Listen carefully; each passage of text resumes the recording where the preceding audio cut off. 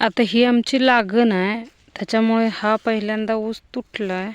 आणि हे असे गड्डे आहेत ऊसाचे, तुटलेले बुडके इथे ते असे इथे असे. यावर्षी आम्ही भर दिली नव्हती, वेळ झाला, वाढलेला ऊस त्याच्यामुळे मोडत होता म्हणून. भर म्हणजे हे तास फोडतात, हे तास फोडून मध्ये माती पडते, त्याच्यामुळे याला सपोर्ट राहतो. त्याच्यामुळे ही काय भरती आम्ही गेल्या वर्षी दिली नाही. आता हे असे बुडके आहेत, त्याला आता पालजी फुटणार, म्हणजे अशी अशी, आणि त्याच्यानंतर आणखी पीक तयार होणार. मग ह्या वर्षी आम्ही 2 पाने देणार.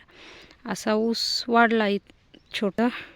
ही 2 तासं फोडायची, म्हणजे बैलाने वगैरे जोत असते त्याच्यान खत घालून, आणि नंतर मग ही माती ह्या तासात, ही माती ह्या तासात, आणि नंतर इथून 1 तास मध्ये तयार होणार.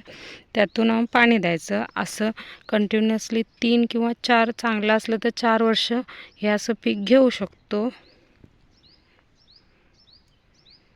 हेच सगळं आता 2 पाणी देऊन झाल्यानंतर बऱ्यापैकी थोडासा ऊस उगून वर आल्यानंतर मग वरती देणार खत घालून, आणि नंतर पाणी देत राहायचं, भांगण वगैरे.